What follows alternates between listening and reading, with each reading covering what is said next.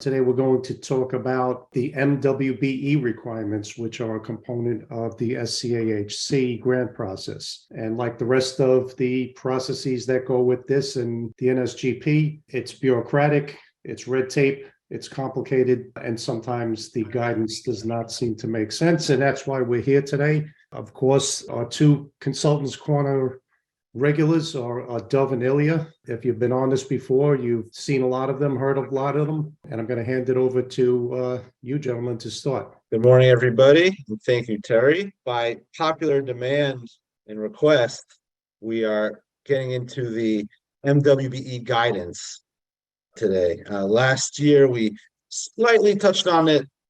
Definitely a challenging area.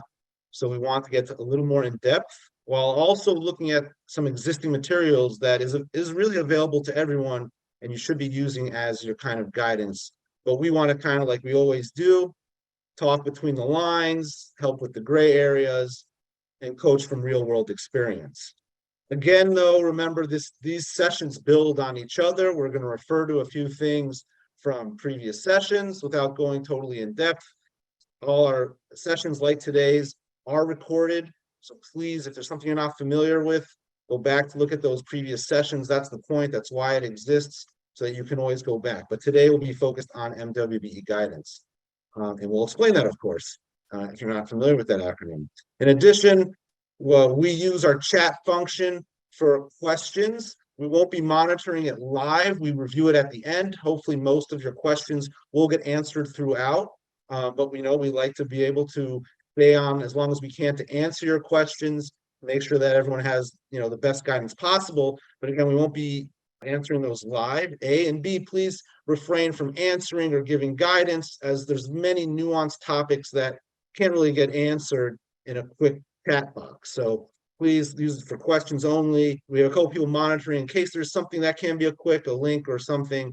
But otherwise, let's use it for questions only. Before we go too far, our standard disclaimer: we don't speak for whether any agency you're operating with, for New York State or FEMA, right? Whether it's the New York State Division of Homeland Security and Emergency Services, which we'll refer to as DISHES or DHSES, or we don't speak for DCJS, the Division of Criminal Justice Services of New York State. So be mindful that we'll coach you. Oftentimes we'll say, go back to your rep and ask such and such. So that's important to be aware of. We can't give you that definitive answer. If you say, Dove said this, it doesn't hold the same water as you got confirmed by a rep, but at the same time, we'll help you kind of navigate and put together the language and understand what you should ask. That being said, let's jump in. First of all, very important note: we need to make clear that this requirement, the minority and women owned business enterprise requirement, is specifically to the Securing Communities Against Hate Crimes grant, right? That's where this 30% requirement must be taken care of, must be done. The NSGP, the federal grant that is also administered by the state, does not have the same requirements. I'm sure we'll get some of these questions. I'm sure we'll see in the chat about, I have this grant, do I need to do it? The requirement is for the SCAHC. The NSGP, while it recommends you should search for MWBE vendors, it does not have the same requirement. Requirement meaning you can't move forward and get reimbursement for your grant if you don't have 30% allocated towards an MWBE, an approved MWBE, which we will get into. So you've seen our flow charts. We're kind of trying to build Consultants Corner along these phases. Again, remember, these are CSI phases. If you refer your phase to a grant rep, they'll have no idea what you're talking about. But also please note at the top that this is specifically the flow chart for the hate crimes grant, right? There are similarities between the NSGP, the Federal Nonprofit Security Grant Program, and the grant we're going to talk about today, the Securing Communities Against Hate Crimes grant, right? Similarities, they're both administered at state level. Different agencies, refer to previous sessions where we break down which agency does what. It also depends what year your grant is. Already kind of crazy, but the fact is we have this flow chart we want you to be aware of to help guide where our steps should be, right? We've talked about in previous sessions our phase one, which could take time, and many of you may not even be past this, where you need to get basically what we call your contract executed. You've signed contract with the state. You really should not be spending any money. You could do a little work behind the scenes. Again, confirm with your rep how far you can go, but definitely do not commit and definitely do not spend any money if your contract is not executed. That would go for both grants. Again, we're talking specifically about the hate crimes grant because that is where this requirement that we're talking about today applies to. So we've talked in previous sessions. Now moving into phase two, right? We've mentioned the 30% requirement. We've talked about advertising and bidding. So it kind of all works together because your advertisement still applies to pulling in an MWBE vendor that can go for 30% of your grant. Now, please, we have a couple links there, right? If you note for yourself, this website, ny.newnycontracts.com, that's where you can find the list of MWBE vendors. It's not very easy to navigate. We'll talk about it a little bit today. It kind of flows within the process. Links to websites are at the top of the page on the DHSCS website, where you can find their webinars where they provide guidance on navigating the grant in general and MWBE rules. An important caveat, which we'll probably mention a few times, is that the guidance that we both are sharing and what we have learned is from DHSCS material, right? The New York State Division of Homeland Security and Emergency Services, who used to administer the hate crimes grant, but now a different agency, DCJS, does. We don't have as much guidance from DCJS on their requirements, although your two contracts, whether you got it from either agency, is similar. So therefore your requirements and the processes are similar. So we're going to apply what we know from DHSCS. DCJS may be not as strict. DHSCS was very strict, but that's what we can learn as our guidance point as we move forward. Also, we've talked about in previous sessions about assigning a project manager. That applies throughout. That's our recommendation that Ilya has spoken about, how to make sure you get the best out of your grant. And for this long cycle, which everyone forgets, this could take the whole grant cycle. A hate crimes grant is 2 years. It could take the whole grant cycle from start to finish, meaning starting getting your contract awarded to you till end, everything's implemented and reimbursed. It could take that whole time, and you want to have one person kind of at the helm as you move forward. The slide numbers on each phase where you see is where you can find the specific information we're sharing with you. We never want to reinvent the wheel. So as we move forward, what does this mean and how do we apply this 30% requirement as well as the other vendor requirements that we've talked about in previous sessions? While it gets a little confusing here, you always will reiterate it here without going too in depth. Please refer to previous sessions. You need 3 bids for every project. Even if you're getting an MWBE vendor, you still need the 3 bids to kind of score out and weigh out which vendor you will select. And then to start with, the first project you do, at least that's how DHSCS did it, you need to have allocated the first 30% of your award to an MWBE. Without that, hence why we have a stop sign, you really should not be moving forward, signing with other vendors, or spending any other money that's required for under your grant. So once you have those vendors, including your MWBE, that's where you use the scoring methodology, which we talked about in previous sessions.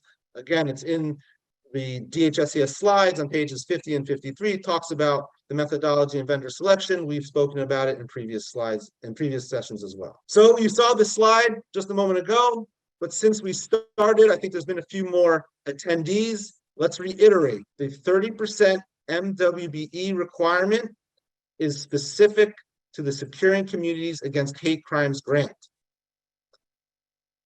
right? If you have an NSGP, while the contract encourages you to find MWBE vendors, it is not a requirement the same as your hate crimes grant, okay? So today is specifically about the hate crimes grant. That's why the slide of the flowchart that we just showed you is specific to the hate crimes grant, right? Because if you remember, without getting into that whole ball game there, the NSGP grant, if you remember those flowcharts, have the EHP requirement, which the hate crimes grant does not. Today is specific hate crimes is the grant that has the 30% MWBE requirement. So on November 22nd, I think that was the first session of this year's Consultants Corner. When we launched this year's Consultants Corner sessions.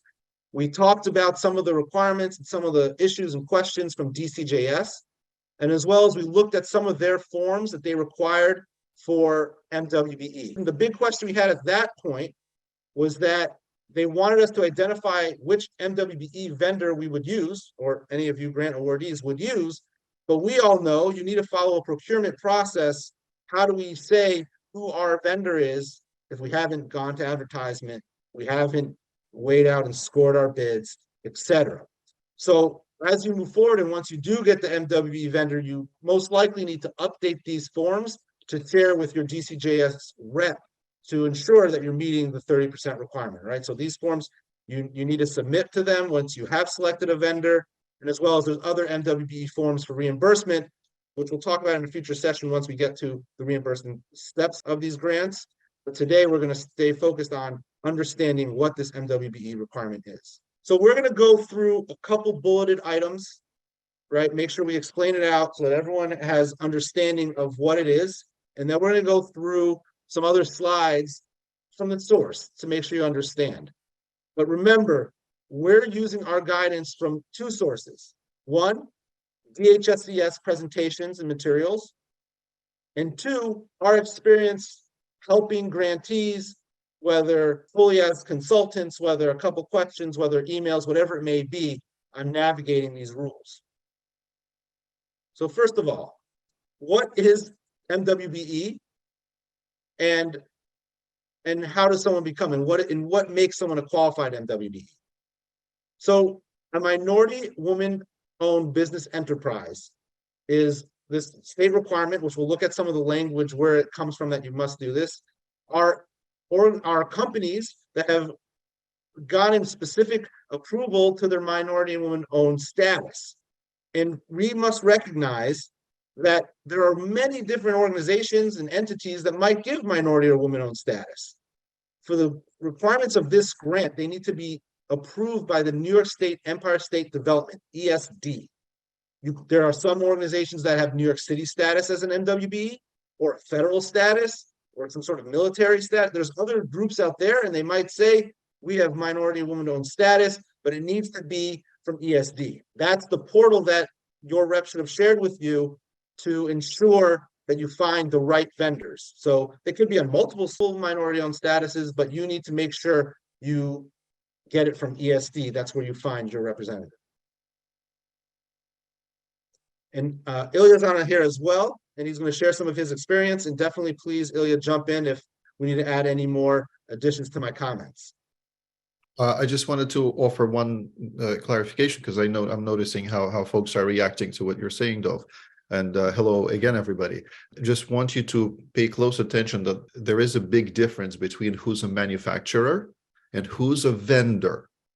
Manufacturer is a company, or hopefully an organization, that makes the product. It doesn't mean that it's the same organization that's going to install the product.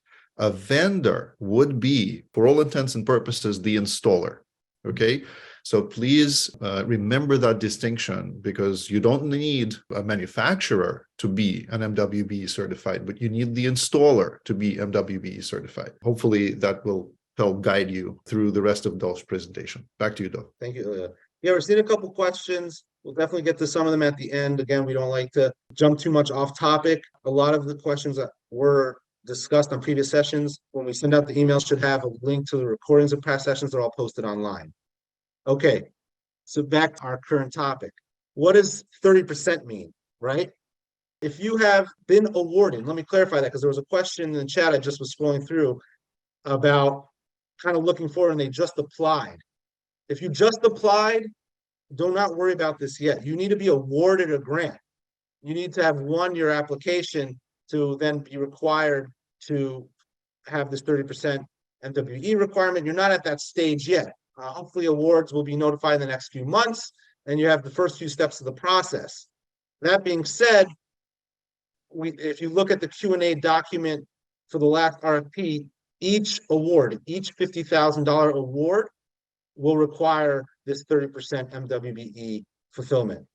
So what does it mean, 30%? So if you have a $50,000 award, and that's what the hate crimes provides, you might have multiple $50,000 awards, but each one needs to have 30% first allocated to an MWBE.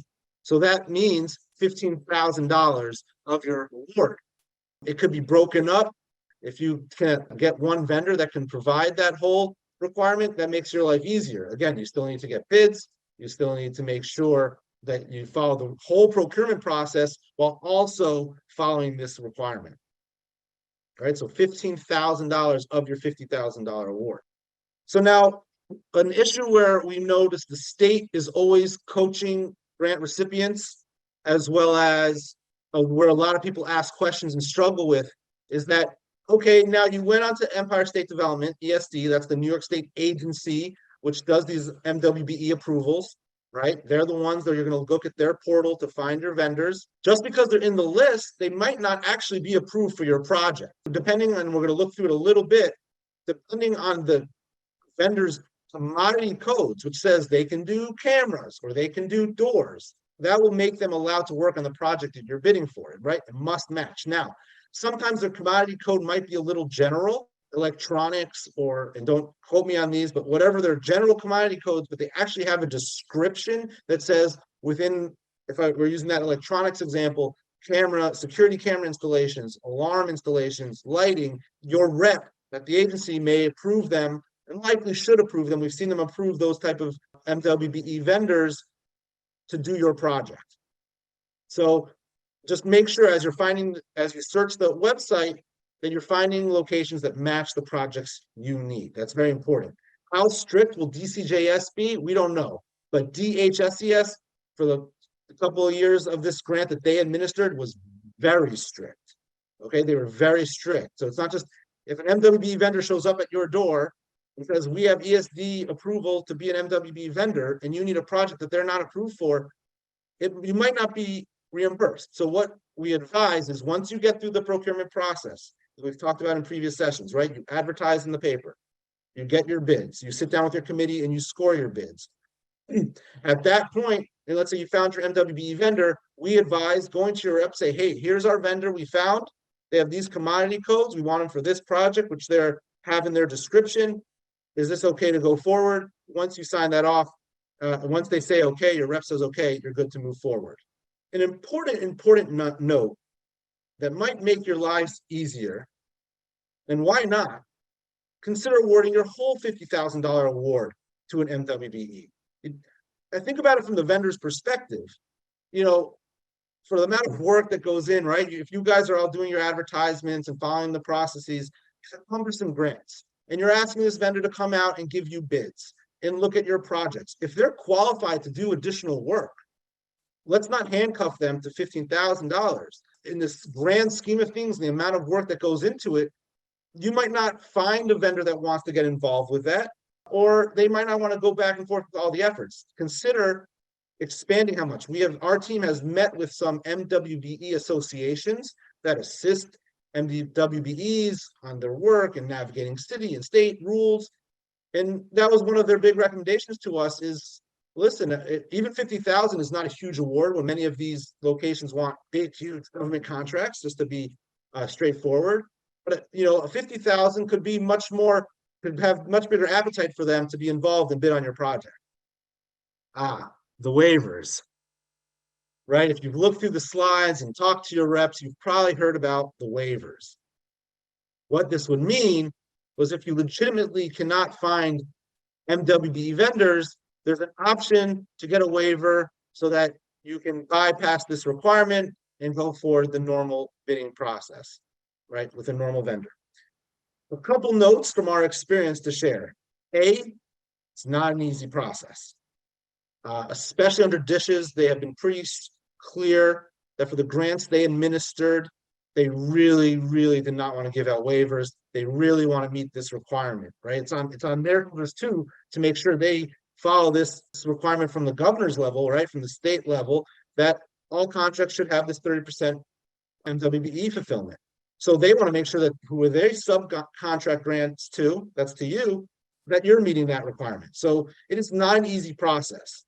That being said, it also doesn't necessarily waive out your whole requirement. If you have $15,000 in cameras that you want to send to an MWBE and you can't find that vendor, and you get a waiver for $15,000, you still have the $35,000 remaining that you need to now get 30% MWBE coverage for. So just note that. So unless you get a waiver on the whole 50 grand, which itself is very hard to get that waiver, you still have MWBE requirements.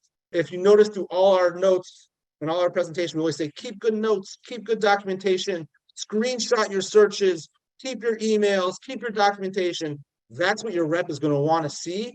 And almost every organization that I've seen try to get a waiver, even when they did document their process of thinking we might need to get a waiver, they had to start the process all over again, just to get all the waiver specifics that their reps wanted. And it's cumbersome. It can take another few months. You have to start all over again. At the end of the day, it's definitely easier, although still difficult. It's definitely easier to actually find an MWBE that can do the work you need than trying to go for this waiver.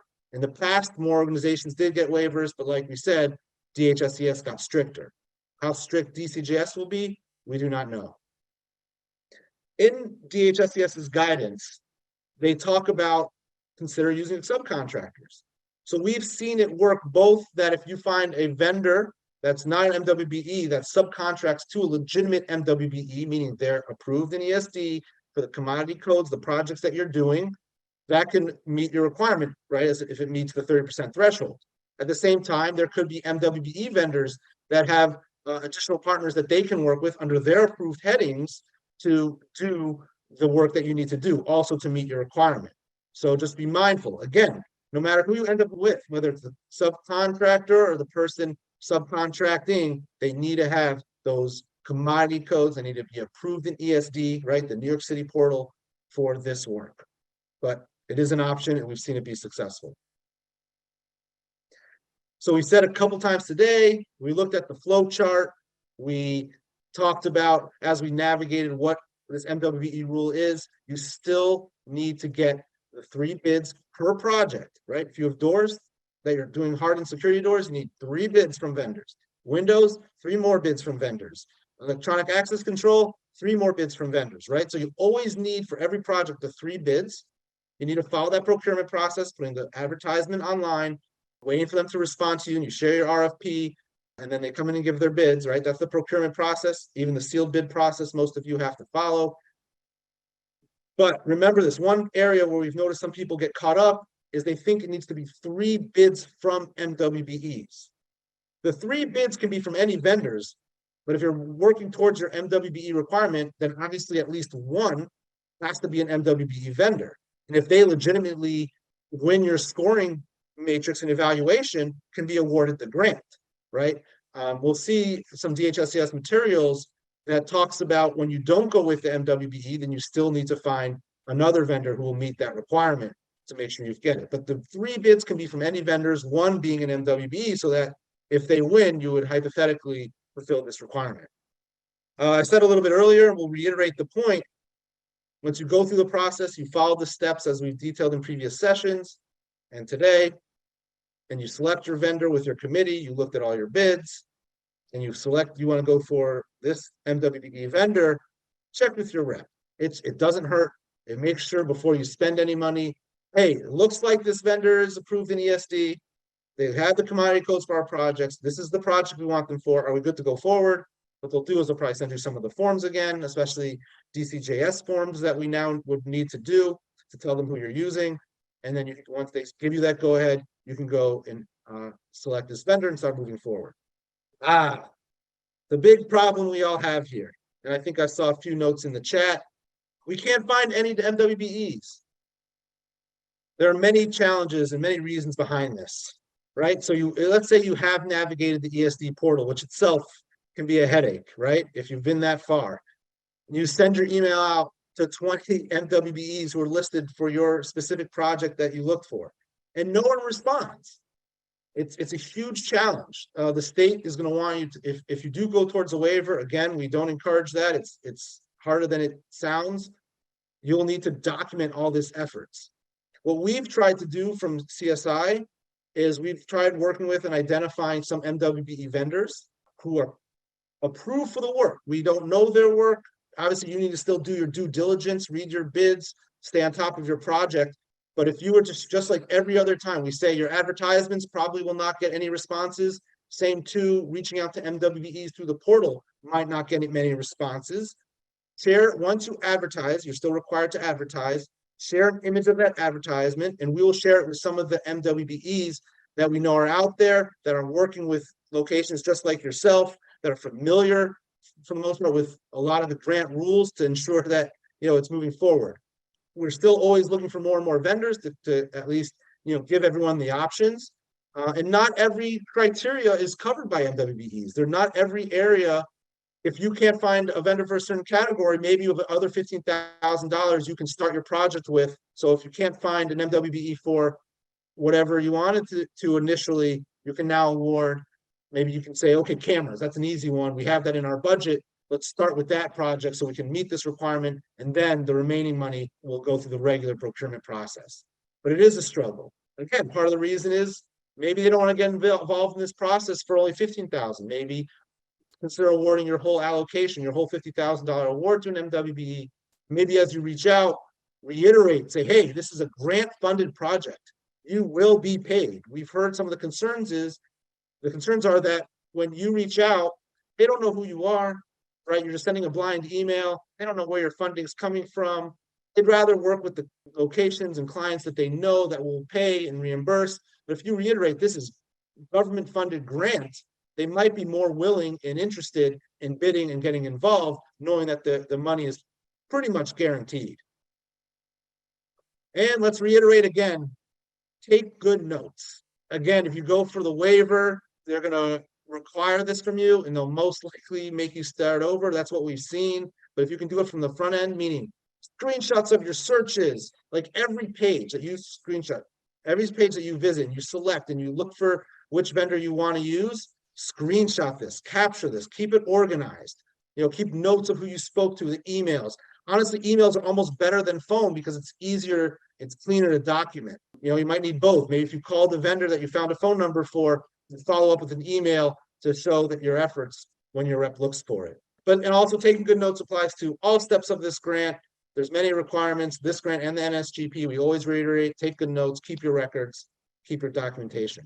Before I turn over to the next stage, which what we're going to do is instead of reinventing the wheel, we're going to actually look through GHSCS's slides. Hopefully, everybody on this webinar, everyone who's been awarded a grant, whether from the hate crimes grant from DHSCS or DCJS, has seen these slides or some material to guide them. But what we're going to do is quickly go through some of these slides, A, to encourage you to go to this website, and B, to familiarize yourself to what it really means. Because if you find their webinars, Dishes goes through all this information. We don't want to redo it. We'll just talk about some of the gray areas and question points we see. And then you should definitely follow up and look at these slides. While I do that, I'm going to turn it over to Ilya for a second while we pull up this link and go from there. Thanks, Dov. While Dov is looking up the information, we're going to share with you the rest of the slides that DHSCS shares. And I think Dov has it up. I just want to share with you that I've had experience both with MWBE vendors being considered. I've also had experience with organizations who have not been able to locate MWBE vendors. Not that they weren't available, but at the time for the type of project, they were not able to source the right vendors that were also MWBE certified. The process, this is where Dov earlier touched on variance or waiver. The process does require for you to substantiate that you have done exhaustive research on availability of such MWBE vendors to support your project, and that fortunately for the type of project that you're looking to move on with, you don't have those vendors available.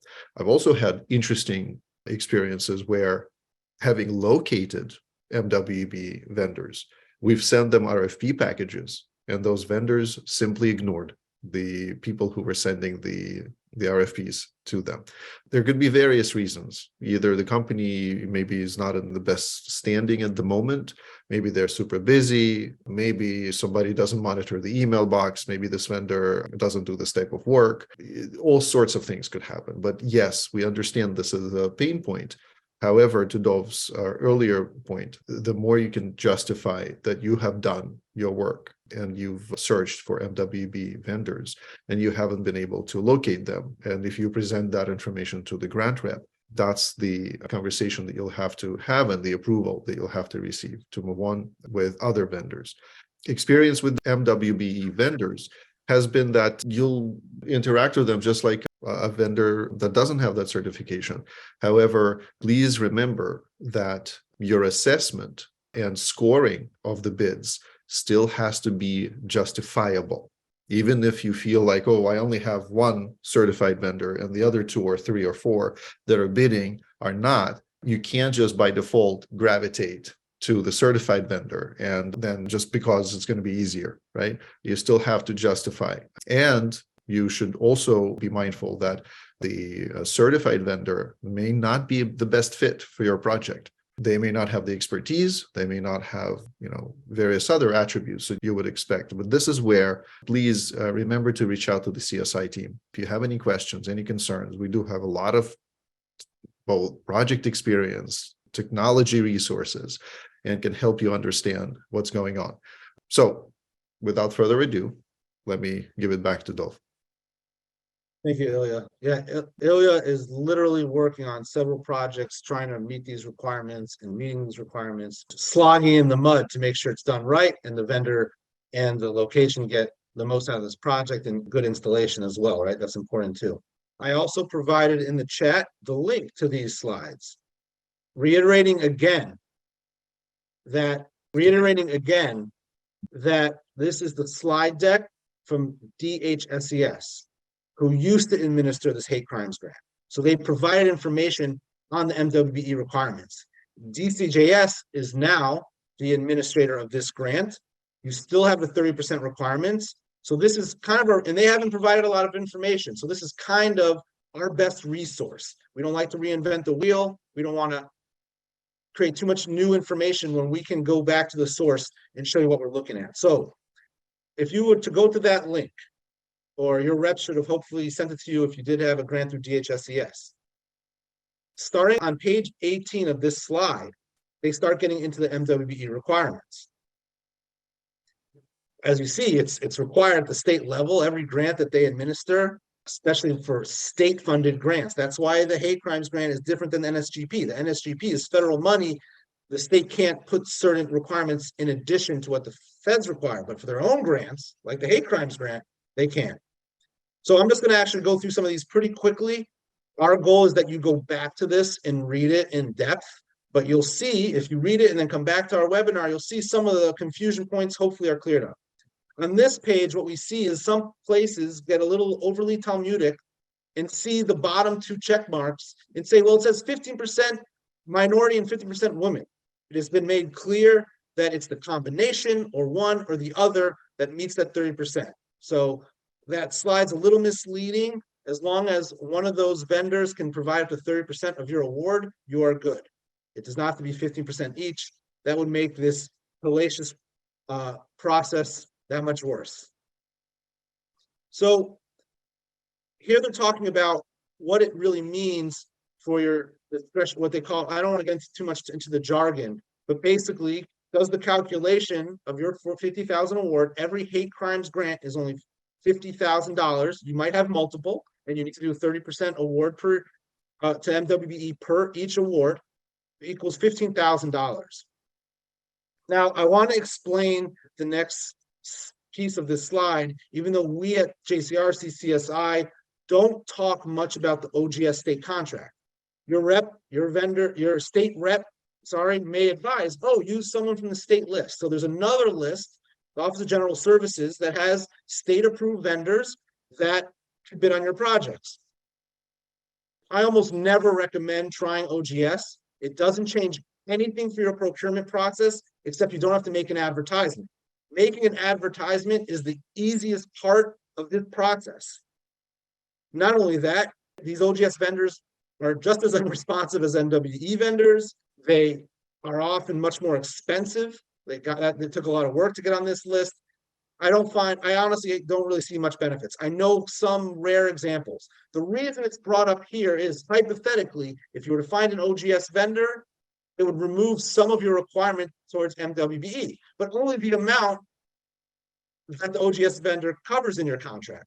So if in this example, that the state provides, if they did a project for $15,200, you still have to get 30% of your project, remaining $34,800 in this example, towards MWBE. You haven't made your life easier.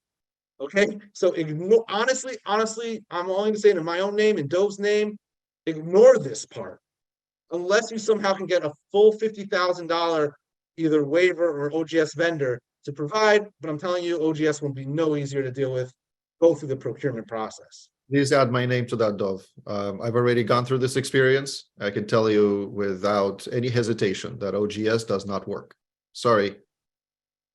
I honestly, if I could get to the state and everyone listening can share, if I could get to the reps to say, stop talking about OGS, it will make a lot of grantees' lives easier. We have seen a lot of grantees waste a year plus and pull their hair out and look like me trying to navigate the OGS process. And we're not even talking about OGS today, but it's in that slide. It was important to reiterate what the hell, sorry, what the agencies are talking about. It will not make your life easier. Let's follow the regular procurement process and find solid, good, reputable MWBE vendors. How to reach it. Basically, this is talking about the website where you find the event list. It's not really a list. It's more kind of like a portal that you have to navigate and select the type of project and the type of codes. It's a lot of work. I'm not going to sit here. I don't think we should coach you through it. As you flick through it the first few times, you'll get better and better, but you'll never master it because I think it's designed to not be mastered.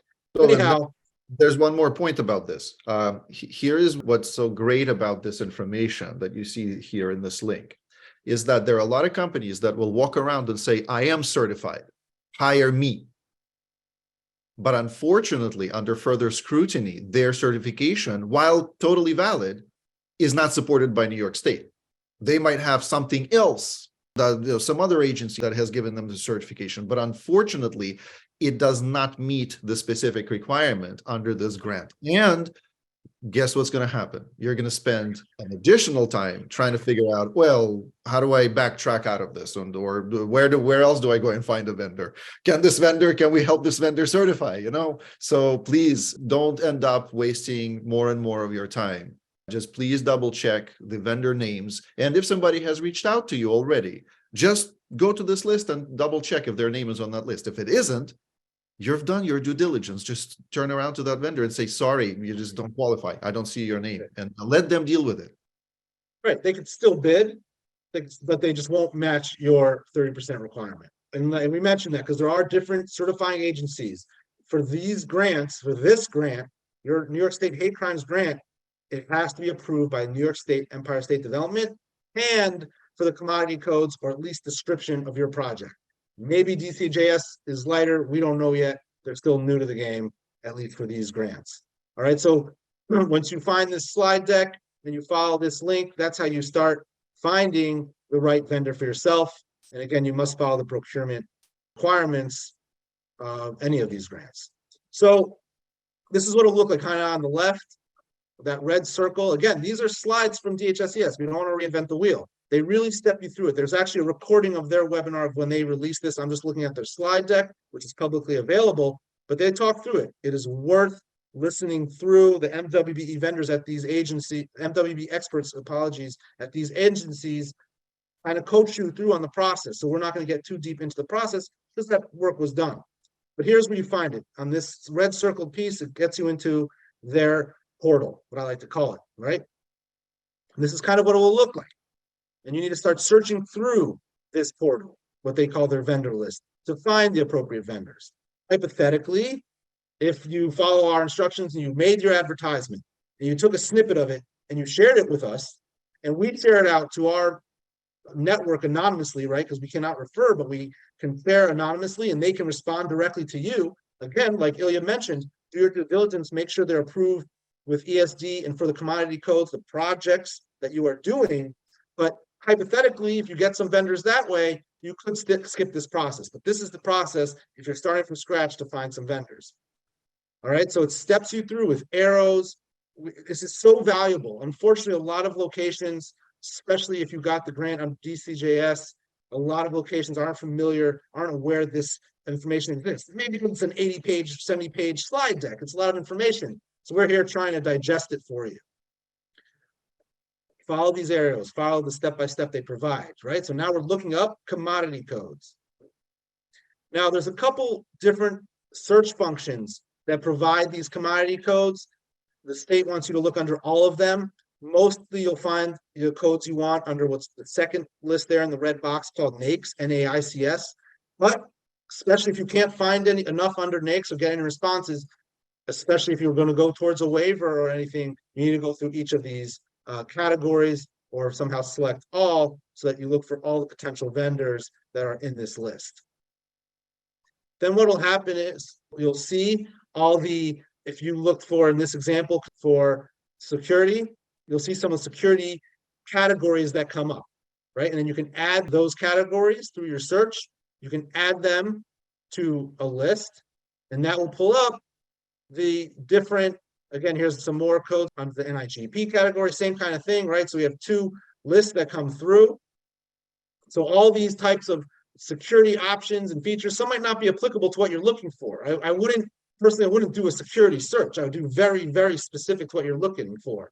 But you might need to go broader, you might need to go more general, so you don't either pigeonhole yourself, right? If you're looking for door hardening, start with doors, door security, door hardening, to get to the right vendors. It's a kind of wonky, finicky search feature, right? So then once you find, if you are looking for doors in this example, you click to add the categories that would seem applicable to your search.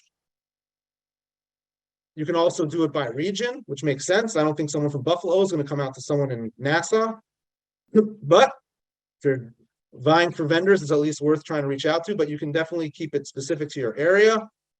And then you'll get a list of vendors. These are some sample vendors. If they respond to you, I'll be amazed. These fictitious vendors was put together by DHSES for your use to understand how this list will look.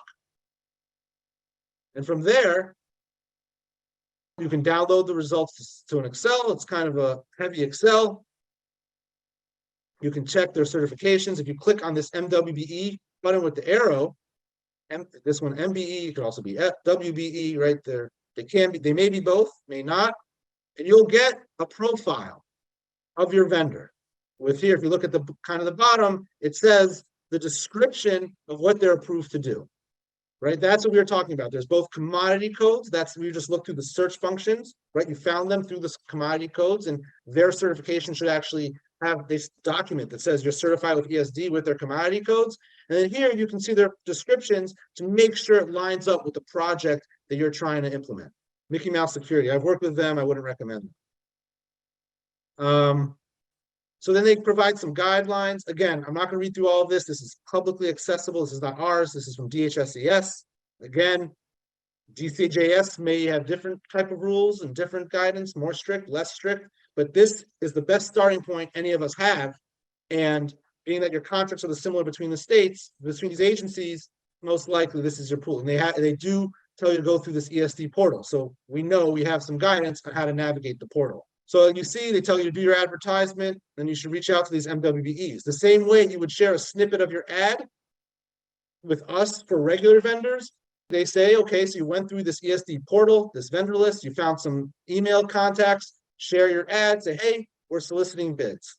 And like we said, mention that this is from a government grant and the money is guaranteed. You'll see the rest of these bullets, definitely read through them. Is pretty much what we've been hammering home, Ilya and myself and the whole team, keeping notes, making sure the vendors are the right approved for what you're looking for, and just really, really track everything you're doing, screenshots, etc., so that if you need to go back to your rep and ask for a waiver, or ask for assistance, or see where you stood, you have it all documented clearly. They provide even some template language, whether you want to put this in your ad itself or in your RFP that you should be sharing once they respond to your advertisement. You specify your MWBE requirements. So some template language you can add easily. This is page 34.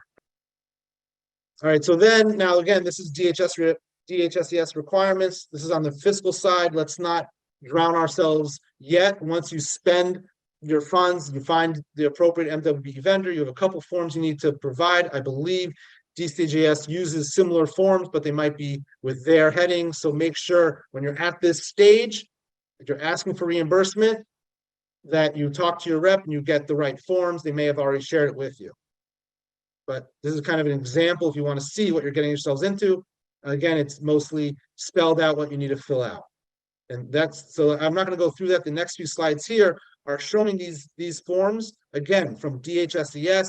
DCJS will have different forms, but you can see it kind of spells out how you need to fill out these different forms, submit them to your rep, however they tell you to do it, whether through GMS, the grants management system, or directly in email to your rep. Talks about tracking them, right? Again, it's a requirement. You need to do this. So you should be updating your rep. If you're doing quarterly reports, you should note it in there how far you are. It talks here about the subcontractable opportunities, right? We mentioned that vendors can subcontract to an MWBE vendor, and that there is an option for a waiver, which is easier said than done. If you're unable to meet the goal, that's where you could do this waiver. Like we said, it is a tough process.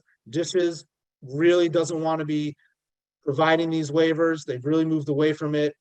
Not saying it's impossible, it's still an option. It's a realistic option. You might have $50,000 for a project there really is no MWBE vendor for. So then you have to do this process, and then you can go back to the regular procurement, getting your 3 bids, etc., to select a vendor. I'm not going to read through all these bullets, and as you see, there's a waiver request form. I don't know what DCJS's waiver request is, or even if they offer that option.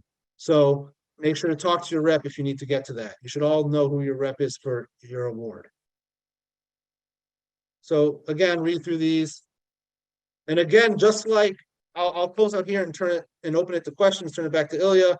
But even if you're doing a waiver, similar to that OGS thing, which we didn't want to talk about, if you get a waiver for only partial amount of your grant, you still need to get the 30% for the remaining amount that you didn't get a waiver for.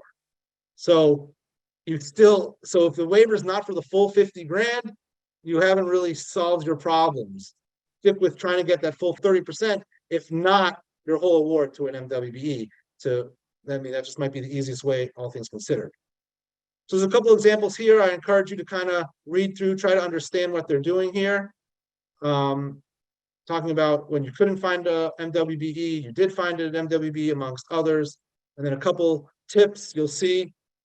This is kind of what we talked about, your records, ask questions, subcontracting, et cetera, but really these 20 plus slides starting on page 18, 30 plus, really will help you navigate this, especially the step-by-step process through the ESD portal. With that, I'll stop share, turn it over to Ilya if you have any additional to add, and as well open it up to Terry to navigate some questions. So many of you have turned up today. It means that there's a concerted effort on the part of your organization to try to get through this process. I do apologize, and probably on behalf of Dishes, that they made their presentation so thick. I'm so sorry that you have to deal with this. However, there is light at the end of the tunnel, okay? I cannot tell you how many facilities right now the CSI team is supporting that have already gone past this process, okay, and who have been through this a few times. What I encourage everyone always is to speak with your peers in the community who have already been through the process, who know how to deal with the grant reps, who know how they have done it. You may not be able to do it exactly the same way as the other organization, but at least you'll get some words of encouragement, and you'll also feel like you're not alone. Okay, and this is probably one of the best things that JCRC has done is we try to encourage you to think that you're not alone. That's why these recordings are available. That's why the CSI team is available. Right? When it gets a little tough and you're scrambling for answers, please do let us know. Reach out. We'll try to help you. Okay. Back to you, Dov. Sorry. And also to you, Terry. Right, Dov, we talked about advertising for vendors. Where should people be advertising for vendors? And if we're going to talk about that, we might as well talk about, you mentioned the fact that we can promote those in that we can repost them. We're not doing the advertising for you. And in fact, if we do it, we're going to ask you for a snapshot. But what's the specific requirement? Where do you have to do this advertising? Great question. And definitely please refer to both DHSCS's material they've shared as well as ours where we've talked about it. But the basic requirement is 3 days in a public paper, right? It can't be like a religious periodical or a specific language, but it doesn't have to be a huge paper, right? Brooklyn Eagle, the Queens Chronicle, Bartown in Manhattan. There's these local papers that will meet the requirement. And I think many people find papers just like that. Do people go a little larger in Cranes, the New York Post? Yeah, not necessary, especially for the fact that we always advise anyone we work with, you're not going to get any responses to your ad, but it's a requirement. You have to do it. From there, what Terry was mentioning, while we cannot refer vendors, we can take an image. Once you've posted your ad per the requirements, and you give us an image of it, we can now share that. Your email address should be in your advertisement, and vendors will respond to you directly, hopefully. It's hard for us to keep an eye on who's responded, who's gotten responses, but if after a few weeks you haven't heard from anything, ping us, ping your RSD again. Dov, what about the selecting the vendors? Now, I know we talked about this before, but perhaps we can reiterate, because we had one participant that asked, what if the one that you like is more expensive than the other bids? Maybe we talk a little bit about scoring again and how you actually select who you're going to go with. Two pieces to that, and I'll turn over to Ilya for a moment to talk about a little bit more about the bidding and requirements, because we did a previous recent session on that. But in terms of MWBE, today's topic, right? If you dig through the slides that we just went through, DHSCS's slides, it says a line that if MWBE, if you're selecting vendors based on cost, and MWBE is not your lowest cost, you can't select the MWBE vendor, right? It seems kind of counterintuitive. But remember, you used to be making your scoring matrix to evaluate your bids based on the criteria that's important to you. Cost alone should not be the only criteria. And especially if you have a weighted type of chart, like we've shown in our example, an MWBE vendor has a few points, and responsiveness has a few points, etc., then it might lean more towards your MWBE vendor. Again, don't force it, right? If they get 0 across the board, they probably won't win your bid. But what the state says is if the lowest bid and you're specifically evaluating based on cost, then you can't pick that vendor. What would happen then is you would either have to get a waiver, which we talked about is a big lift, and doesn't totally remove the whole requirement if it's not for the whole award. I would encourage either shifting to another project that you might be awarded within your 50,000 and see if you can find a vendor there, or maybe find multiple MWBE vendors so that you can, which is easier said than done, so you can find an MWBE vendor to satisfy this requirement. In terms of bidding, Ilya, if you just want to recap, we've talked about, I believe it was 2 sessions ago, about bidding and evaluating and other things that go into vendor evaluation. Well, I don't want to bore everybody with a very dense answer, because we do have a recording that's devoted to it. So you already have the link. Please go and take a look at what we're discussing, because it is worth a little bit of your time if you're still seeking some answers. Bottom line is, we appreciate very much how challenging it must be for someone like yourself who's representing your organization, who doesn't know anything about security, and particularly security hardware and the installation and all of that stuff. And because it is complicated, as I'm sure you already know from our previous webinars, to determine which vendor to go with. Okay, so this is where, again, the CSI team can be helpful with a little bit of guidance. You should definitely approach your vendor process the same way as you would approach your other hirings for vendors, meaning that you should score them at least based on some understandable criteria. Okay, price being one of them, but like Dov said, the responsiveness is a big deal in New York City. So a lot of vendors forget that you exist after they submit the bid. So you don't want to deal with people like that. Right. So again, once you develop those, that should be a little bit more straightforward. For technical questions, but if you want to understand whether the vendor knows what they're doing and if they can be a good partner for you, then please reach out to us and we'll try to guide you. We do have some resources in-house, but also if you have spoken to your peers and your peers may have some information about the vendors they've used in the past, that also is a helpful bit of information. Thanks, Ilya. And I know we're a little over time, but we'll stick around to make sure we answer questions. We'll follow Terry's lead as he navigates the questions we haven't gone to yet. We're almost there. And Erica, to answer your question about online advertising, Dov spelled out the minimum requirements. Once you meet those requirements, you can essentially advertise anywhere after that, because you're fulfilling the requirement. And now you're just, as long as you're directing people to the fact that you have this ad out there and they respond through the ad, you're in good shape. So you fulfill that requirement first, and then there's a lot of other places that you can use to expand that message, like with us. I think we're almost through these. I'm going to read this one to you guys because it's a little technical. So when the In the ESD website, when searching for a vendor, some commodity codes, like everything else in this, are confusing, not very straightforward. Is there some type of crosswalk listing of what each commodity code or what commodity code to use if you're looking for a particular piece of equipment? The designers intended that it should be simpler, but you put in doors or lighting and you get so many follow-up categories: airport lighting, runway lighting, exterior lighting, right? It almost becomes more cumbersome, more deeper as you dive in. There is no crosswalk I'm aware of. I would just do a couple different searches with a couple different iterations of what you're looking for to make sure you capture everything. And like the guidance that we went through showed you, once you put your search in for doors and you get 25 different commodity codes, you click the specific ones that will apply to you, and then it'll add the whatever's under that code to your list of vendors.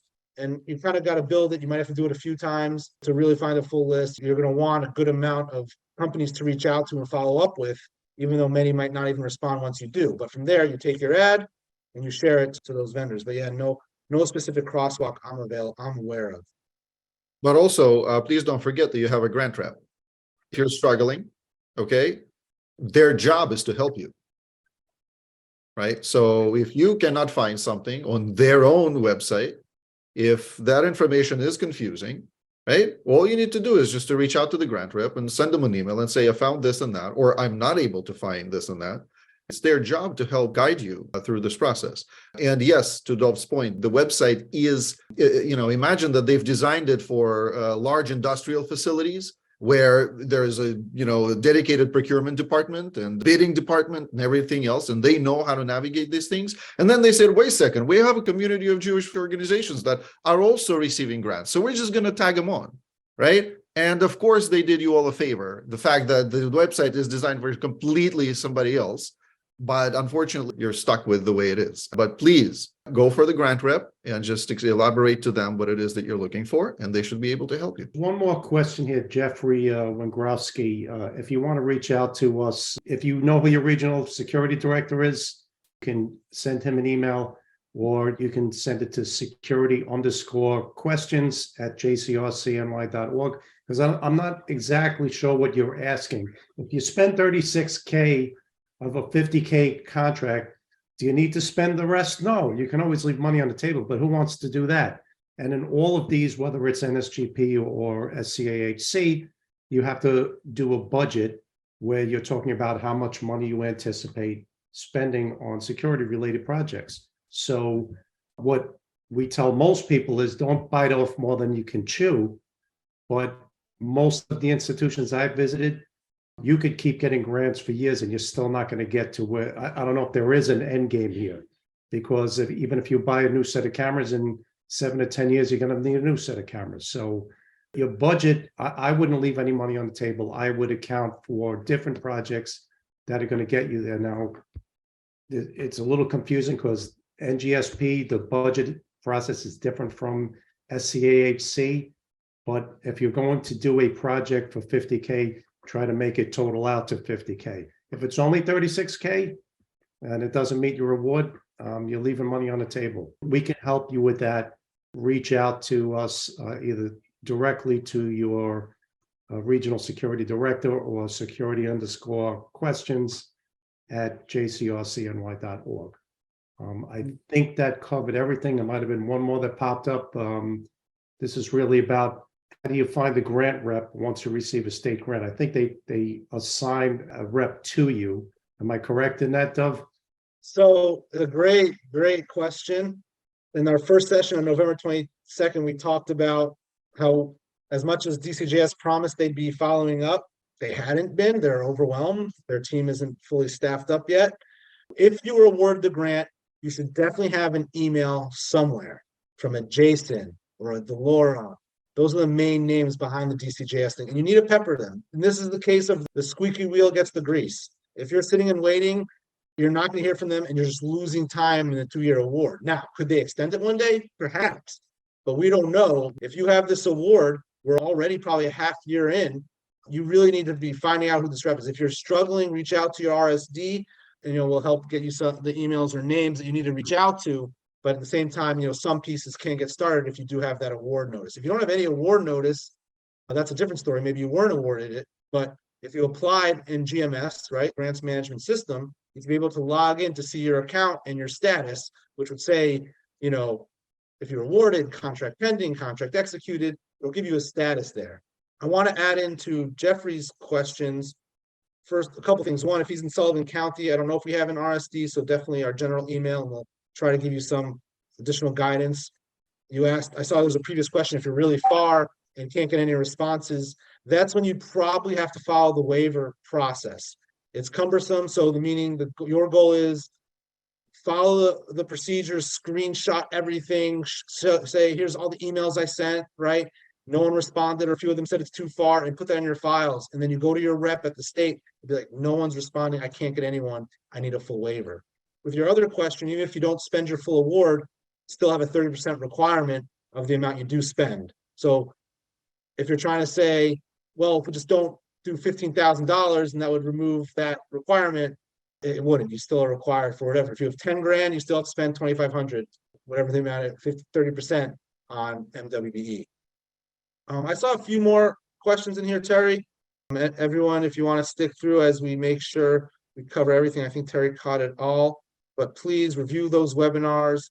This webinar will be posted soon, hopefully. For the next grant, if you applied for 4 grants, yeah, they answered in the Q&A document that each 50 grand award requires 30% MWBE. This is going to be confusing for some time, and I don't know if that'll ever change. Both Dov and I have worked for New York State. It's a bureaucracy like, any other government entity, but it's people that you're dealing with. It's individuals. Even your rep is an individual. These things are so deep. If you look at some of the paperwork, some of these are 70, 80, 90, over 100 pages of legalese. You could read through it 10 times and still not get it all. And because there is so much information, sometimes it conflicts with each other. You'll read in one chapter, you'll read something, and then there's a seeming conflict in the next, and then you start asking them questions. They don't know, and sometimes they'll just ignore you. So it's a battle. You have to just keep at it and don't be discouraged. If you do your best to follow all of the procurement rules, you will get reimbursed. Just don't try to be cute about it, and don't try to read into the question. Give them what they want. Give them what they're asking for. I want to add into this last question from Yathil, and we'll close out. What if the commodity code doesn't match the complete business description? One vendor I searched had a description about changing doors, but commodity codes only talk about glass and glazing. Yeah, this is something we were talking about throughout today's presentation. If it doesn't match commodity code, DHSES was very strict that at least the project description somewhat describes. And DHSES does not like gray, black and white. So your best move is, if you did get a bid and they want to do doors and they're only approved for glazing, ask your rep. Perhaps there's some wiggle. From the DCGS perspective, my personal gut is that they're going to be a little more lenient on these rules. My guess. Again, ask your rep. Say, hey, we found this vendor. They're an MWBE approved on ESD for this project. Are we good to go? Get that in writing from them. That's really my best advice there. Don't just assume if it's not super clear. Even if it's super clear, I'd still get it. I'd still get your rep to give you the go ahead. And then I just see a last question. Sorry, we have too much fun. Will it be required I guess this means the current federal grant that's open, administered through DHSES. Again, the FEMA who sends the money at the federal level for the NSGP does not have an MWBE requirement, and the state is not allowed to add that additional requirement to spending the money. But in your contract, it does encourage it, but it's never been required, and it's not required as of yet for this coming cycle. Good luck to all. Your RSDs are here, Ilya and myself. We know this is probably one of the toughest areas of all these grants in terms of finding the right vendor and doing good work. We're finding additional vendors out there. We're working on relationships to assist you. Again, we can't refer anyone, but we can share it, and hopefully that removes some of the heartache here so that you can meet this requirement. Any final comments from Terry or Ilya? But thank you. Well, I think we're good. Nope. Thank you all. Yes, thanks for joining us today, and we'll see you in a couple of weeks. Bye, everybody. Thank you.